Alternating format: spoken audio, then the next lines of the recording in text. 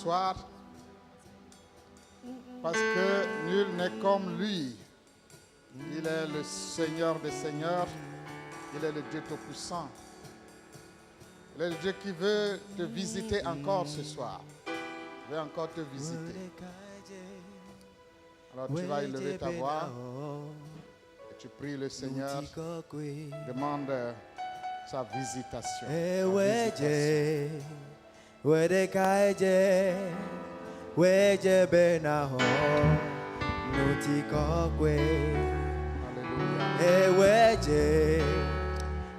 Merci Seigneur Dieu Tout-Puissant. Reçois la louange. Reçois la gloire. Merci de ce que tu es encore là ce soir pour nous visiter, pour nous bénir. Alléluia. Reçois la louange et la gloire. Merci pour ta présence. Merci pour ta grâce. Merci parce que tu es là pour nous parler. Tu es là pour nous toucher. Tu es là pour restaurer. Tu es là, Seigneur Dieu. Merci. Merci, Seigneur Dieu. La louange et la gloire sont à toi et à ta sœur. Merci. Au nom de Jésus. Amen. Amen. Alléluia. Nous bénissons le Seigneur ce soir encore, parce que nous savons qu'il est encore avec nous pour nous visiter, pour nous bénir, pour nous écouter. Et durant toute la semaine, nous prions pour la famille, pour les couples, pour les mariages. C'est un sujet d'une très grande importance. Parce que comme je vous l'avais dit le lundi passé, l'Église est constituée de familles. Et comme va la famille, ainsi ira l'Église. Comme va la famille, ainsi ira la société. Ainsi ira la communauté. La famille est une institution de Dieu. C'est une institution de Dieu. Ce n'est pas un homme qui a institué la famille, ce n'est pas le gouvernement, ce n'est pas... Non, ce n'est pas la justice, non. C'est Dieu. Et comme toute bonne institution de Dieu, le mariage doit être respecté, doit être honoré. Malheureusement, nous voyons aujourd'hui beaucoup d'attaques contre la famille. C'est pourquoi nous prions pour la famille. Prions pour la famille. Nous avons dit la dernière fois, la famille est un lieu de sécurité. C'est un lieu de paix. C'est un lieu de réconfort. Quand dans la journée, tu as reçu des coups de l'ennemi, des coups des autres, le soir, quand tu rentres à la maison, tu espères trouver le réconfort. Tu espères trouver la sécurité. Quand tu es menacé dehors, tu cours à la maison. C'est comme ça. Tu cours à la maison. Oui, nous avons vécu des moments difficiles dans ce pays et tout le monde courait à la maison.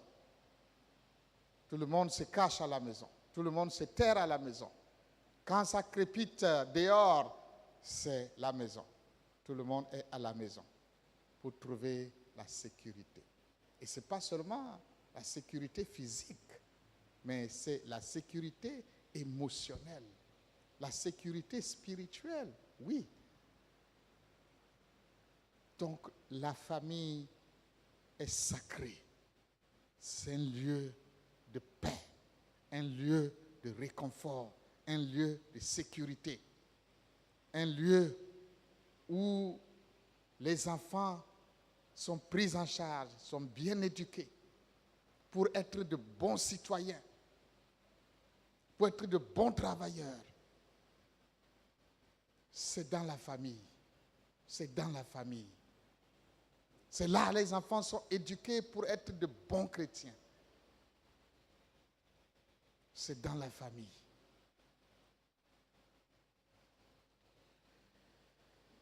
C'est pourquoi nous devons beaucoup prier pour la famille. L'Église est constituée de familles. Et j'aime bien quand les gens viennent à l'Église et sont assis en famille. C'est une très bonne chose. Oui. Quand vous venez à l'Église, asseyez-vous en famille. C'est que les enfants, quand ils sont petits, ils sont de l'autre côté. Oui. Mais au moins papa et maman doivent être assis ensemble, en famille. En famille. Oui. Il faut être assis en famille. La famille.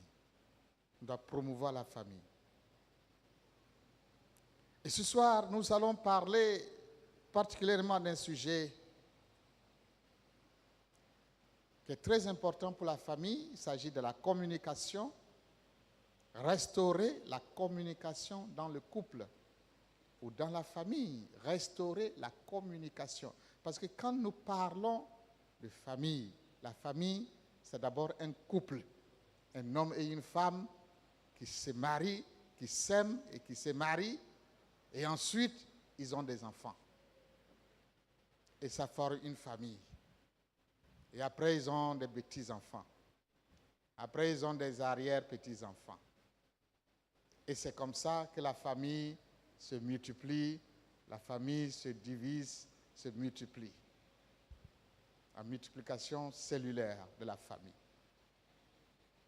Donc, pour avoir une bonne famille, il faut un bon couple. Pour avoir un bon couple, il faut une bonne communication. C'est pourquoi il est important de restaurer la communication dans le couple.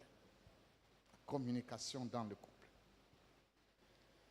Lisons deux passages.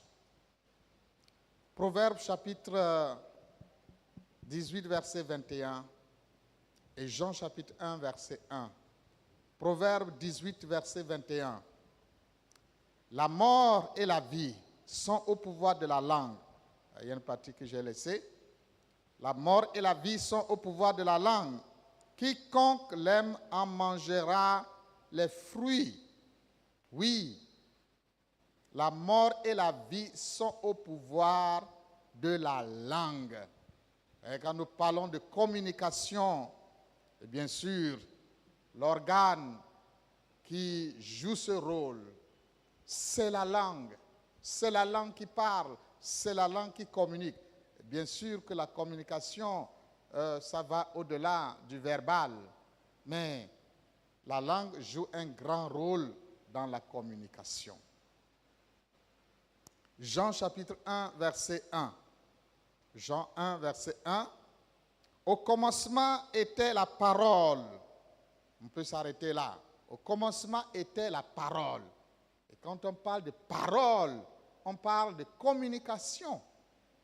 C'est ça. On parle de communication.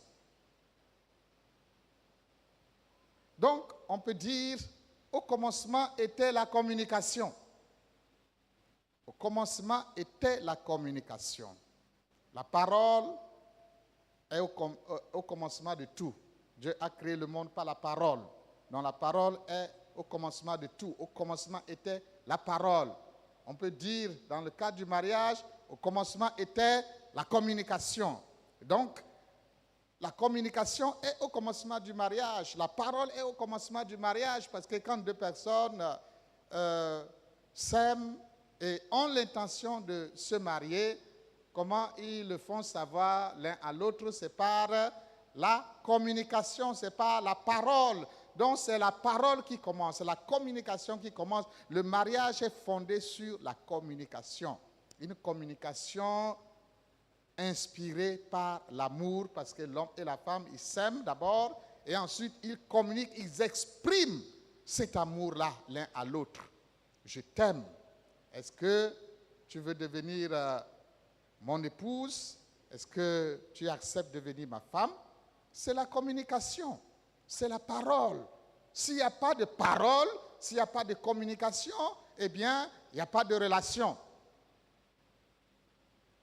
Voilà, donc la communication est au commencement de la relation. Toute relation s'établit par la communication. C'est la communication qui commence. Les amitiés, je viens de parler de mariage, les relations de partenariat, les camaraderies, tout ça, les contrats, ça commence toujours par la parole, par la communication. Mais la communication, c'est aussi au commencement de toute dispute, de toute querelle, c'est la communication. Qui commence aussi les disputes, qui commencent les querelles, même les guerres. Ça commence par la communication, par les paroles. Donc, c'est pourquoi il est écrit la mort et la vie sont au pouvoir de la langue, au pouvoir de la communication, c'est-à-dire que la communication peut créer la vie, ça peut créer la mort. Ça peut créer la paix, ça peut créer la guerre. Donc, la communication est importante.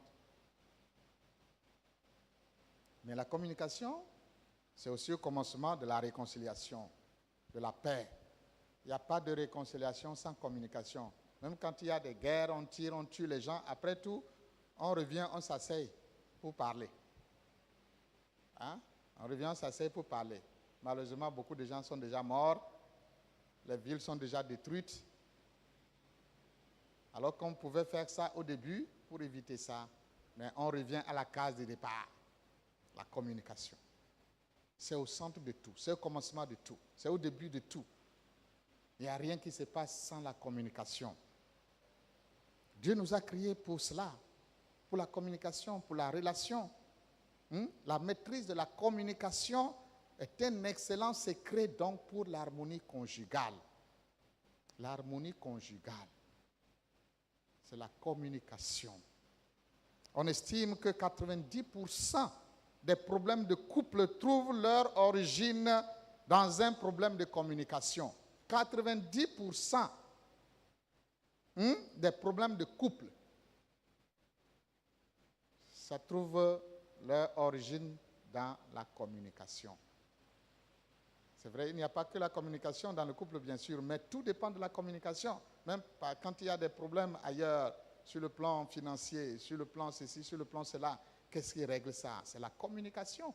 La communication est omniprésente dans le couple. Du matin au soir, on communique. Du soir au matin, on communique. On communique, on communique, on communique, on communique. C'est le ciment essentiel de toute bonne relation. Et ça permet au couple d'être solide. Vous voyez, quand vous utilisez le ciment, construisez un mur avec du ciment, comment le mur est solide. Voilà, la communication permet au couple d'être solide. Une bonne communication, c'est comme le ciment. Il cimente, il solidifie la relation, il solidifie le couple. La communication crée un espace pour approfondir et enrichir la relation.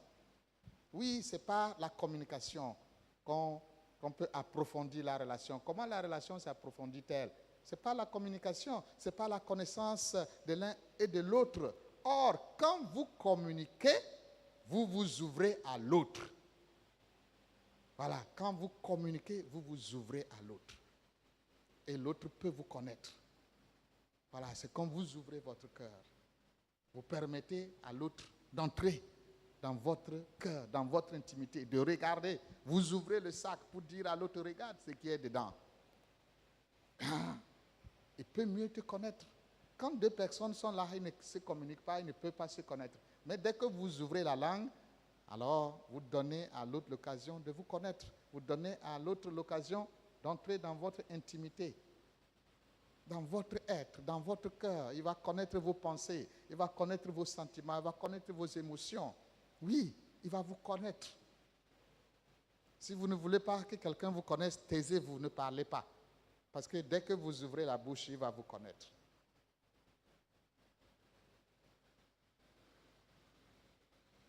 La communication. Il faut restaurer donc la communication. La vie et la mort sont au pouvoir de la langue. Nous pouvons dire que la vie et la mort du couple sont au pouvoir de la langue, au pouvoir de votre langue, ou bien au pouvoir de vos langues, parce que vous êtes deux. Donc, comprenez bien que la vie de votre couple ou la mort de votre couple, c'est au pouvoir de vos langues. C'est vous deux, c'est vos propres langues. C'est avec vos langues, vous allez construire, avec vos langues, vous allez détruire. Donc, il faut communiquer bien, il faut savoir communiquer. Savoir communiquer, c'est la base de la réussite du couple. C'est quoi donc la communication? La communication, c'est un partage. Communiquer, c'est partager. C'est ce que je venais de dire. Quand tu communiques, tu partages. Tu partages toi-même. Tu partages quoi? Tu partages une information. Tu partages tes pensées, tes idées, tes opinions. Tu partages tes sentiments. Ce que tu aimes, ce que tu n'aimes pas. Tu partages tes émotions, tes joies, tes peines, tes peurs. Tu partages tes besoins. Tu partages tes goûts, tes préférences. Oui, tu partages tes désirs. La communication, c'est un partage. Un partage à tous les niveaux.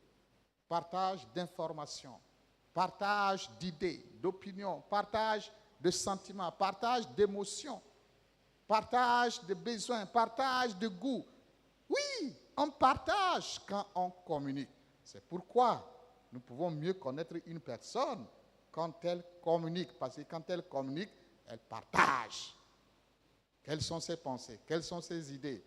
Quels sont ses besoins? Quels sont ses désirs? Elle partage, il partage, et ainsi, vous pouvez mieux le connaître. Il se fait connaître, il se révèle.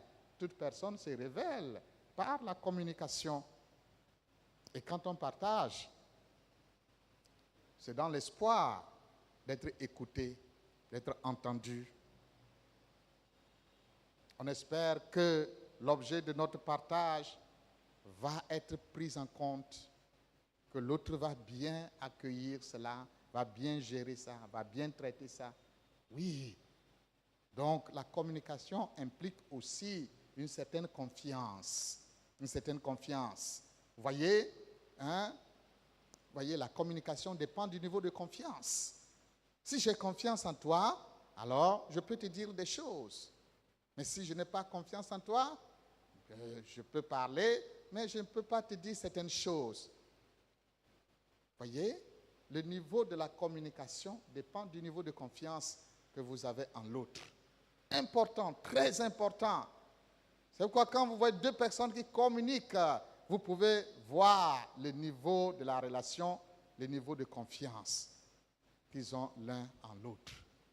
Parce qu'il faut une confiance pour dire certaines choses, pour communiquer, parce que vous voulez être sûr que ce que vous dites à l'autre, il ne l'utilise pas contre vous. Ce que vous dites à l'autre, ça reste avec lui. C'est ainsi que vous connaissez mieux celui avec qui vous vivez ou celle avec qui vous vivez, parce que c'est avec lui, c'est avec elle que vous communiquez le plus. Donc, c'est lui ou elle que vous connaissez le plus aussi. La communication. Et la communication, le but de la communication, c'est d'améliorer la relation. Améliorer la relation, mieux connaître l'autre et améliorer la relation. Améliorer la relation. Améliorer la relation, la compréhension, la relation. C'est cela une bonne communication. Une bonne communication améliore la relation, approfondit la relation. Une bonne communication, ça améliore, ça approfondit la relation.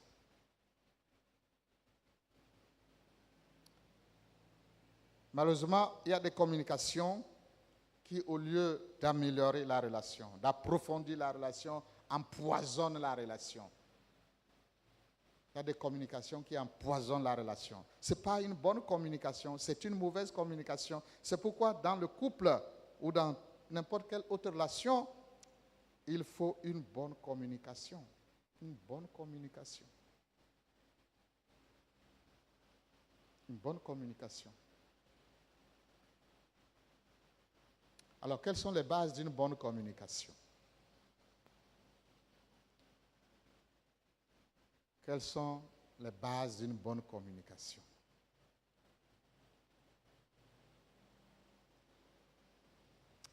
C'est d'abord l'écoute. L'écoute. Il n'y a pas de communication quand il n'y a pas d'écoute.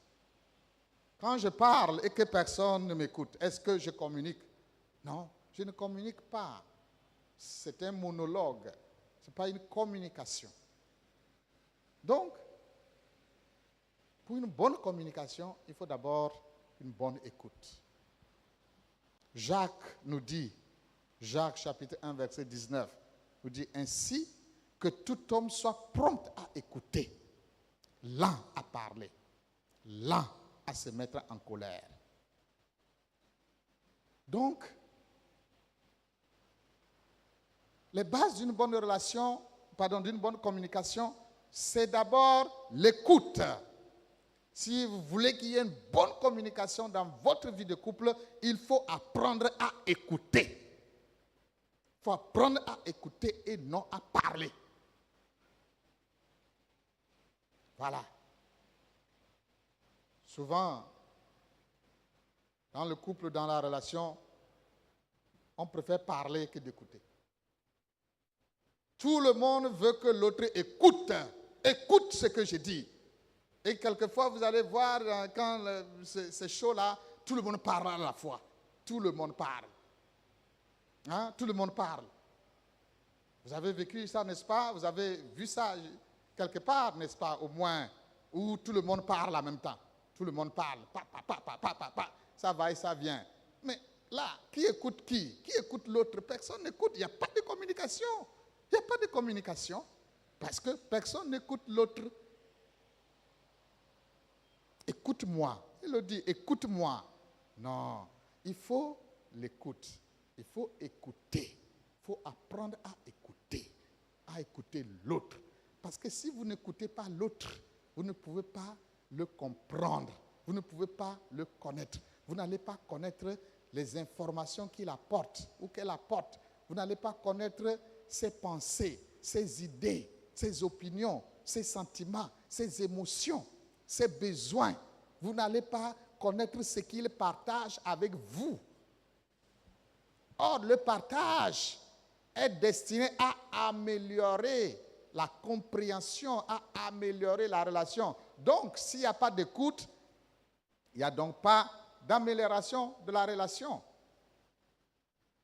Donc, l'écoute, s'il vous plaît, dans nos vies de couple, apprenons à écouter. Apprenons à écouter. Il faut écouter avant de parler. Quand quelqu'un a quelque chose à dire, donnez-lui l'occasion de parler. Et écoutez. Ce n'est pas seulement lui laisser le temps de parler pendant que vous êtes distrait, vous fermez votre oreille. Bon, il n'a qu'à parler, il n'a qu'à vider son sac et puis me laisser tranquille. Non, écoutez attentivement. Il faut écouter, que tout homme soit prompt à écouter. Donc, s'il vous plaît, la première règle pour une bonne communication, c'est l'écoute. Il faut écouter l'autre.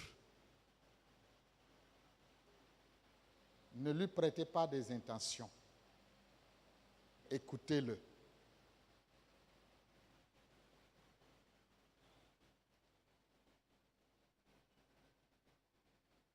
Nous n'écoutons pas. Nous ne savons pas écouter. Nous voulons être écoutés. Nous voulons que l'autre nous écoute. Il faut changer ça. Il faut changer ça et apprendre à écouter. Un mari, il apprend à écouter sa femme. Quand la femme parle, elle partage ses pensées, ses craintes, ses émotions.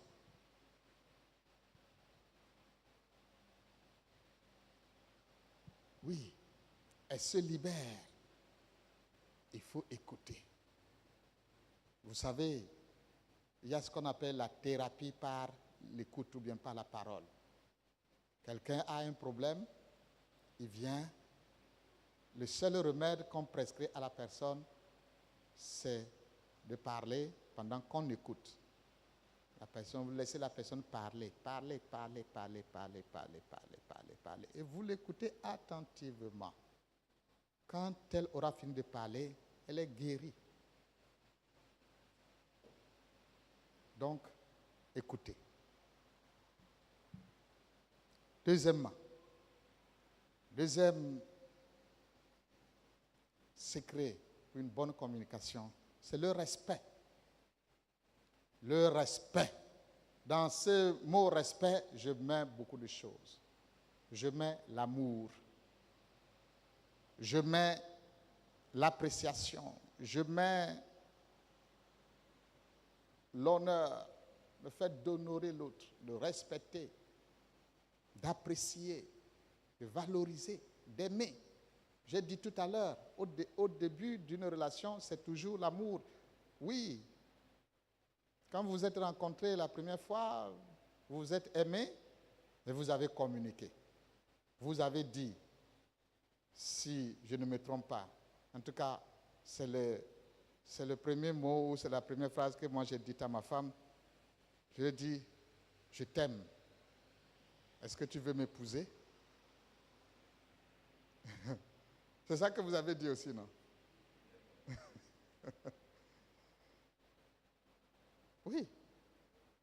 Une communication qui vient d'un cœur plein d'amour. Hein, j'ai dit ça dans une douce voix. Quand vous aimez une femme, vous voulez la proposer en mariage, vous dites « Je t'aime !»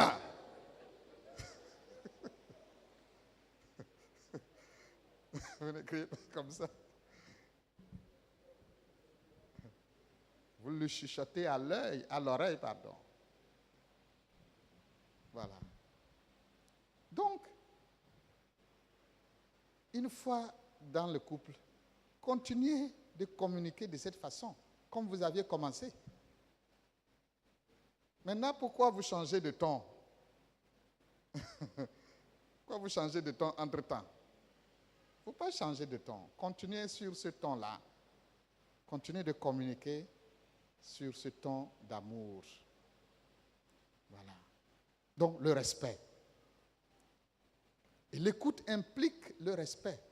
L'écoute implique le respect. Voyez, quand quelqu'un parle et vous n'écoutez pas, vous êtes distrait, vous regardez ailleurs. Est-ce que vous respectez la personne? Hein? Vous ne respectez pas la personne. Non. Vous ne respectez pas la personne. C'est irrespectueux. C'est impoli que quand on vous parle, vous regardez ailleurs. Nous reprochons très souvent les enfants pour ça. On te parle et puis tu regardes ailleurs. Il faut écouter. Donc, le respect, c'est un signe, ou bien l'écoute, c'est un signe de respect. Vous respectez quelqu'un, vous l'écoutez. Et si vous écoutez attentivement quelqu'un, ça montre que vous le respectez. Quand vous écoutez attentivement votre épouse, ça montre que vous la respectez. Vous lui donnez l'occasion de dire, de partager ses opinions, ses pensées, ses craintes, ses peurs, ses émotions, ses besoins. Et vous l'écoutez attentivement, avec plaisir. C'est une façon de l'honorer, une façon de l'apprécier, de la valoriser. De la même manière, quand une femme écoute son mari, c'est un signe de respect. Signe de respect. Vous respectez votre mari, vous l'écoutez. Vous l'écoutez. Même si ce qu'il dit n'est pas vrai, même si ce qu'il dit n'est pas justifié, écoutez quand même. Parce que c'est seulement après avoir écouté que vous pouvez répondre, que vous pouvez corriger quelque chose, une erreur d'information, une erreur d'appréciation, etc., etc. C'est seulement après avoir écouté que vous pouvez corriger cela. Si vous n'écoutez pas, comment vous pouvez corriger ça? Donc, le respect. Quand vous respectez, vous écoutez. Dans Éphésiens chapitre 5, verset 33, la Bible nous dit du reste que chacun de vous aime sa femme comme lui-même et que la femme respecte son mari. Que la femme respecte son mari. Oui, le respect. Donc, vous voyez, quand tu n'écoutes pas ton mari là, tu ne le respectes pas. Tu vois? Quand tu ne l'écoutes pas, tu ne le respectes pas. Et quand tu n'écoutes pas ta femme, tu ne la respectes pas. Parce que le respect, c'est dans les deux sens. C'est dans les deux sens. Le respect, c'est très important dans une relation. Ça fait partie c'est la base d'une bonne communication. Quand il y a respect, il y a une bonne communication. Parce que quand vous respectez quelqu'un, il y a une façon de lui parler. Vous ne criez pas dessus. Non. Vous lui parlez avec respect. Et votre communication valorise. Elle sent que vous lui donnez de la valeur par la façon dont vous lui parlez. Mais quand vous criez dessus, c'est sans respect. C'est manque de respect. Votre femme n'est pas une domestique. Votre mari n'est pas un domestique. Ce n'est pas le gardien. Ce n'est pas le jardinier. Non, c'est votre mari. Vous devez le respecter. Il faut savoir lui parler. Il est le chef. Il faut savoir lui parler. On ne parle pas n'importe comment au chef. Il faut le respecter. Il faut lui donner sa place. Oui. Et il vous donnera aussi votre place. Il doit aussi savoir vous parler. Vous êtes la chef. Vous êtes la reine. Il est le roi, vous êtes la reine. Oui. Donc, il doit bien vous parler. Il faut corriger cela. Nous devons corriger cela dans nos couples. Le fait de ne pas bien parler à l'autre. Non, nous devons corriger cela. Apprenons à bien parler à l'autre. Même si c'est un reproche que vous voulez faire, il faut savoir faire les reproches. Oui, il faut savoir faire les reproches. Tout le monde veut le respect. Tout le monde veut qu'on le respecte. Personne ne veut qu'on l'humilie. Non. Or, quelquefois, nos paroles, ça humilie, ça dévalorise l'autre. L'autre se sent dévalorisé, humilié. Mais c'est normal qu'il réagisse. Lui, c'est un homme aussi. Il a son ego, il a son amour propre. Il va se mettre sur la défensive, il va se défendre. Et la querelle a commencé. Parce que vous avez manqué de respect à son égard. Oui, même quand il y a des reproches, il faut savoir le dire. Hein? Quelquefois, au lieu de se focaliser sur les faits, sur les actes, on dévie la communication et on la dirige vers la personne. Non, c'est une erreur de communication. Par exemple, au lieu de dire, par exemple, à ta femme, bien à ton mari, tu mens, tu es un menteur. Ça, c'est contre sa personne. Au lieu de dire ça, tu peux par exemple dire, chérie, ce que tu dis n'est pas vrai. Je ne crois pas que ce que tu dis est vrai. Voilà. Là, tu portes un jugement sur l'information, sur la parole et non sur la personne elle-même. Donc, dans la communication, il faut éviter de dévier la communication. Il faut éviter les attaques de personnes.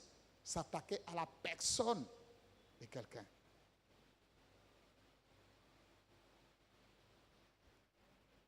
Ah, mais aujourd'hui, je vois que la maison n'est pas propre comme d'habitude.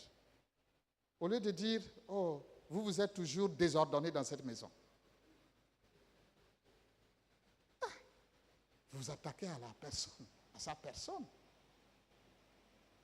Parlez de ce que vous avez observé et non de s'attaquer à la personne.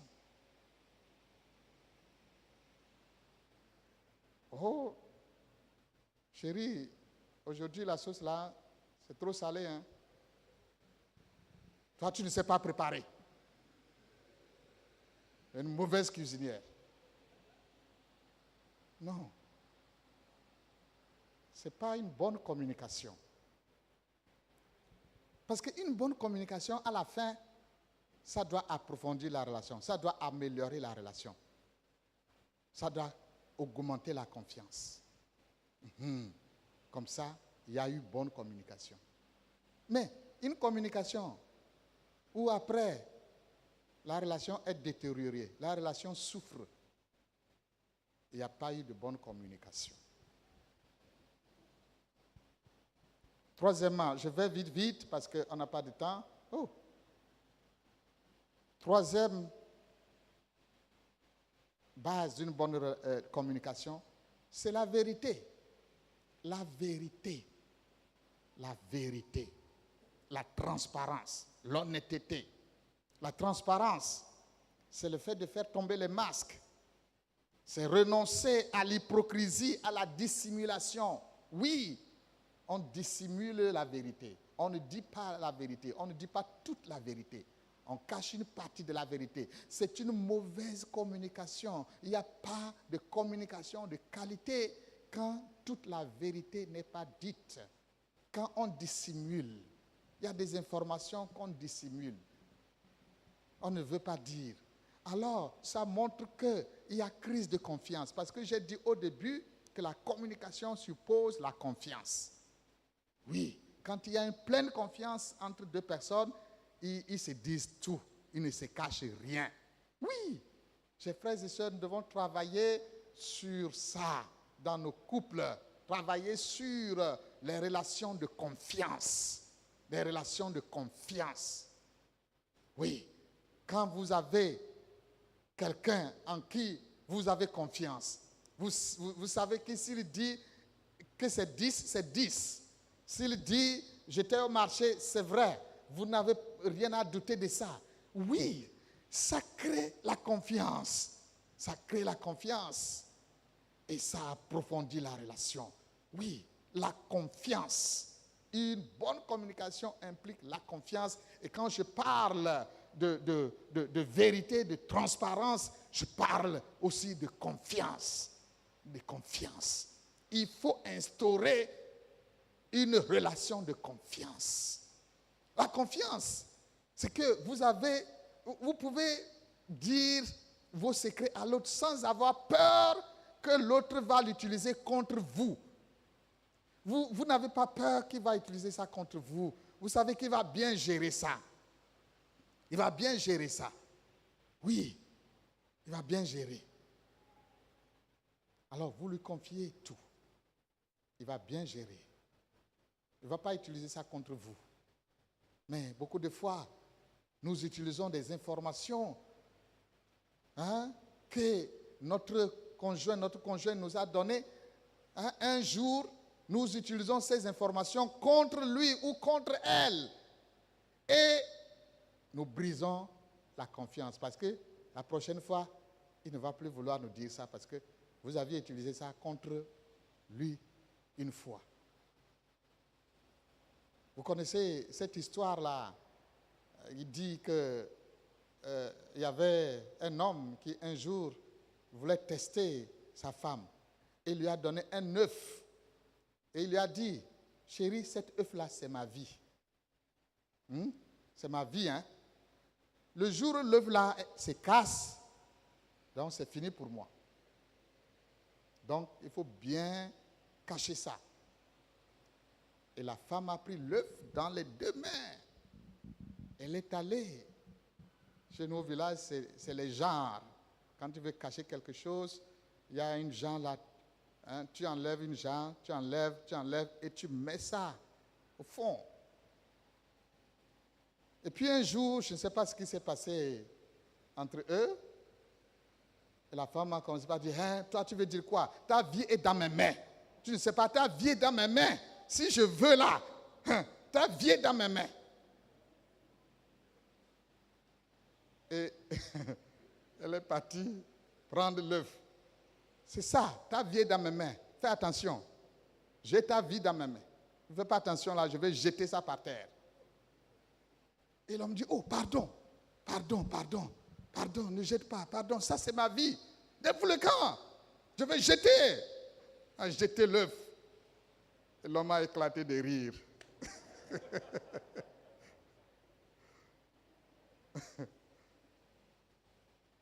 Ah bon?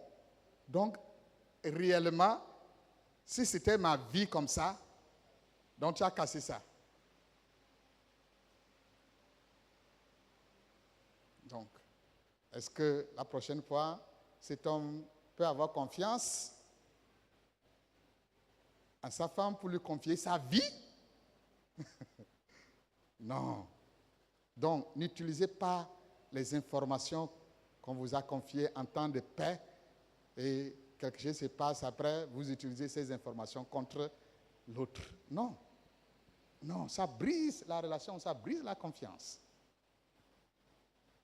La confiance, la transparence. Dans 1 Jean chapitre 1 verset 7, nous lisons, « Mais si nous marchons dans la lumière, comme il est lui-même dans la lumière, nous sommes mutuellement en communion. Et le sang de Jésus, son Fils, nous purifie de tout péché. » Si nous marchons dans la lumière, c'est la vérité, c'est la transparence, c'est la confiance. Donc, si nous marchons dans la vérité, dans la transparence, dans l'honnêteté, alors nous sommes mutuellement en communion. Alors, deux personnes qui marchent chacun dans la lumière, dans la vérité, ils se disent la vérité, ils marchent dans la transparence, dans la confiance mutuelle, dans l'honnêteté.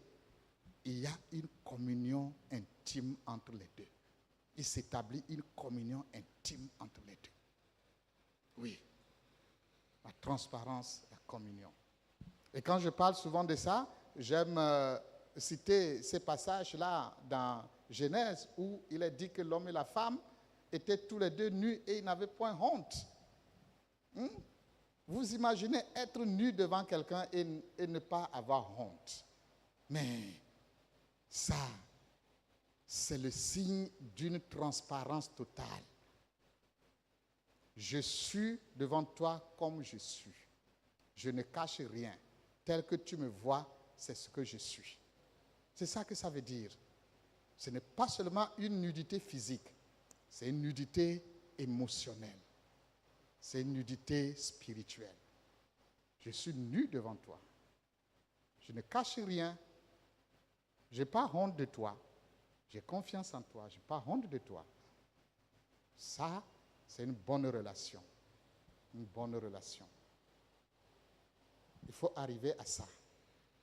À un niveau de relation où on peut se faire pleinement, mutuellement confiance, sans crainte, sans honte. Même avec vos défauts.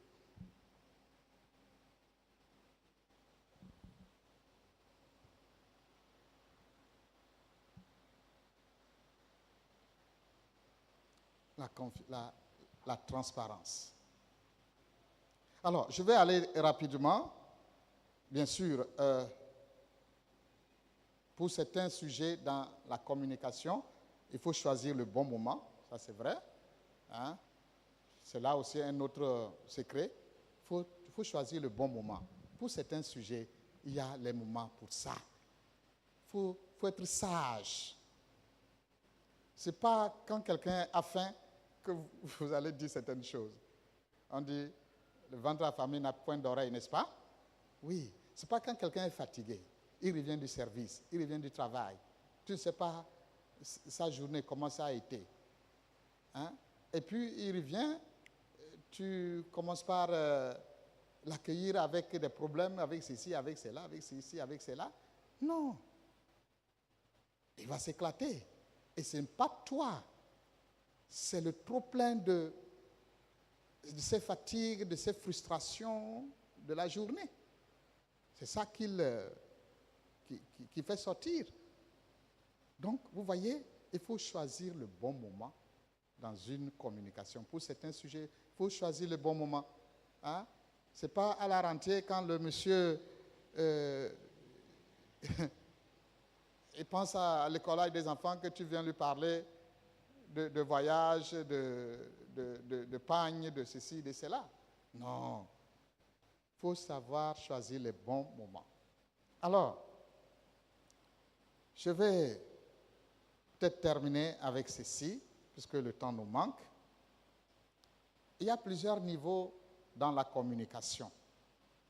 Plusieurs niveaux dans la communication. Et pour une relation de couple, il faut une communication profonde. Il faut une communication très profonde. Le premier niveau, le niveau, comment dit-on, superficiel, très superficiel dans une communication ou dans la communication, c'est ce qu'on appelle les automatismes. Les automatismes. Alors là, le contenu est banal, il n'y a pas de danger. Alors, c'est ce qu'on dit souvent quand on se rencontre une première fois. Bonjour, bonjour, bonsoir. D'où venez-vous? D'où êtes-vous? Je suis d'ici, je suis là. C'est sans danger. Sans danger pour... voilà. Ça, c'est le premier niveau. Le niveau superficiel, très superficiel, très superficiel. Et puis ensuite, il y a la description des faits. Voilà. À ce niveau-là, la communication se limite aux faits, à des faits. On parle des choses extérieures à soi-même. Aucune opinion personnelle, aucune expression de sentiment. Non. On parle des faits. On communique des informations. C'est ça, c'est la communication des informations. Voilà, ça c'est le second niveau. Juste communiquer des informations. Bon, je vais ici, bon, je vais là.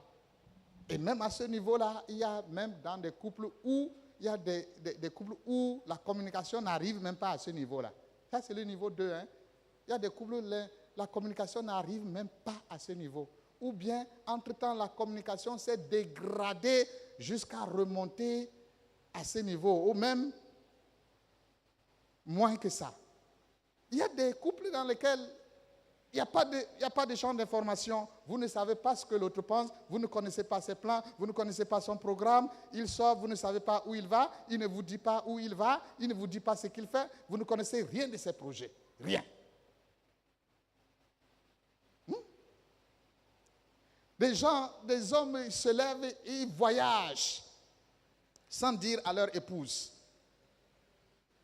Et c'est quand ils sont partis, ils appellent pour dire, ah, j'ai voyagé. Tu as voyagé. Vous vous imaginez, vous vivez avec quelqu'un, vous dormez avec quelqu'un, et il se lève, il voyage, vous ne savez rien.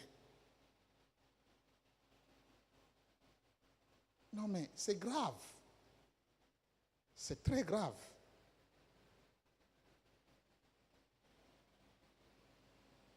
Les informations. Et ça, une communication de quantité. C'est-à-dire qu'on informe l'autre de ce qui vous concerne. Si vous sortez, je vais ici. Si vous ne rentrez pas vite à la maison, chérie, je ne rentre pas vite parce que. Il y a des maris qui reviennent tard la nuit, à 0 heure, mais l'autre n'a même pas le droit de demander « tu étais où ?» Mais entre-temps, tu oublies qu'elle est responsable de ta vie. Que si quelque chose arrive, c'est elle qui va répondre premièrement.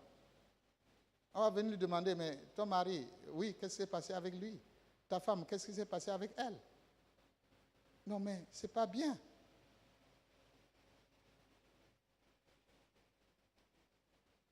Juste échange les informations. Le troisième niveau, je vais très rapidement, c'est le partage des opinions et des idées. Là, on commence par s'approfondir, on commence par s'exposer à la confrontation. Et il y a beaucoup qui craignent ça. Le partage des opinions. Vous partagez ce que vous pensez, vos idées, vos opinions. Oui, vous vous exposez à la contradiction parce que l'autre peut ne pas être d'accord avec vous. C'est bon dans le couple. Oui, une confrontation d'idées. Oui. Et à la fin, il y a amélioration. Parce que ce n'est plus ton idée du départ. Ce n'est plus son idée de départ. C'est une idée d'ensemble, améliorée, commune. Et c'est comme ça qu'on vit ensemble. Mais si tu veux faire les choses selon tes propres opinions, tes propres idées, seul, l'autre ne participe pas, alors il y a un problème. Il y a un problème. L'autre ne peut pas dire son idée, ne peut pas dire son opinion. Il y a un problème. Ça, ce n'est pas une vie ensemble. C'est ce que j'appelle de l'apartheid conjugal. Vous connaissez l'apartheid? Développement séparé. On vit ensemble, mais chacun se développe. Chacun a ses propres projets, sa propre vie. Non. Et tout ce qu'on partage, c'est le toit. Et peut-être le lit. Parfois. Quatrième niveau, c'est l'expression des sentiments. Là, la relation s'approfondit davantage. Et là, à ce niveau, on commence par dévoiler son plus profondément ce que nous sommes. Nous partageons avec l'autre notre ressenti, nos tristesses, nos peurs, nos angoisses, mais aussi nos joies, nos soucis, nos inquiétudes, nos échecs, nos découragements, nos aspirations, nos espoirs. Bien sûr, quand vous arrivez à ce niveau de communication, oui, il faut la confiance. Parce que là, ça vous fragilise, ça vous rend fragile, ça vous rend vulnérable. Maintenant, l'autre vous connaît. Il connaît vos peurs, il connaît vos craintes, il connaît vos angoisses. Vous êtes vulnérable, vous êtes fragile. Et c'est là que vous avez besoin de confiance. Vous avez besoin que l'autre ne l'utilise pas contre vous, plutôt qu'il vous protège. Qu'il vous protège. Il connaît vos échecs, vos angoisses pour vous protéger, pour vous aider. Ce n'est pas pour l'utiliser contre vous. Quand une relation arrive à ce niveau, c'est que c'est profond. C'est profond. Et puis le cinquième niveau, c'est le partage ouvert et profond. Et là, ce n'est pas seulement les opinions, les informations, ce n'est pas seulement les opinions, ce n'est pas seulement les sentiments, mais c'est un partage ouvert. Il n'y a pas de sujet tabou. Pas de sujet tabou dans le couple. Oui, nous devons arriver à ça, à une relation où il n'y a aucun sujet tabou. On peut parler de tout librement, avec confiance. On accepte qu'on en parle J'accepte que ma femme parle de moi, de mes défauts, de mes faiblesses. Et elle accepte que je parle de ses défauts, de ses faiblesses, et qu'on prie ensemble. Hein? On se rit de nos défauts, de nos faiblesses. Ça ne me dérange pas que ma femme me connaisse, qu'elle connaisse mes défauts, mes faiblesses, etc. Ça ne la dérange pas que je connaisse ses défauts, ses faiblesses, etc. Je ne veux pas l'utiliser contre elle. Au contraire, je saurais mieux la protéger, mieux la défendre, mieux l'aider.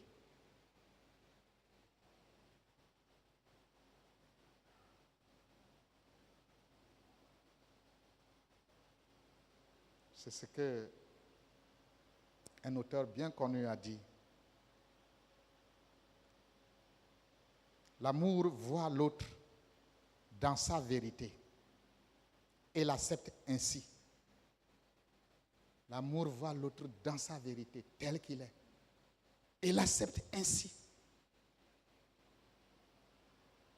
L'amour signifie aussi que je peux me laisser voir par l'autre dans ma vérité, tel que je suis, et être accepté de lui.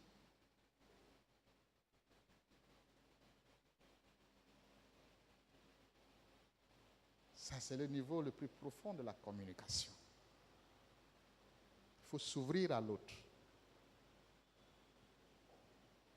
Vous ouvrez à l'autre. Vous l'invitez à vous rejoindre sur cette plateforme. La connaissance mutuelle, la confiance mutuelle, une communication profonde. Il faut un véritable climat de confiance, de respect mutuel, d'acceptation, d'amour. Donc si nous voulons tout résumer, la communication, ça se résume à ces mots-là, l'amour.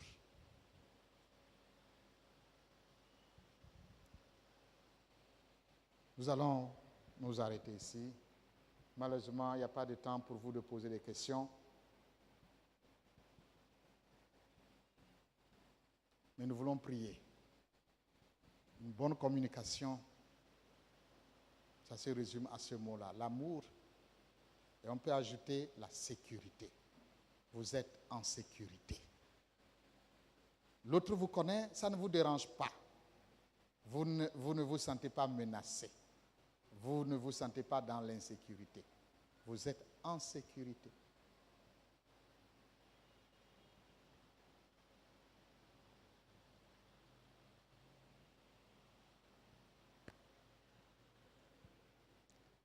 Nous allons prier. Restaurer la communication.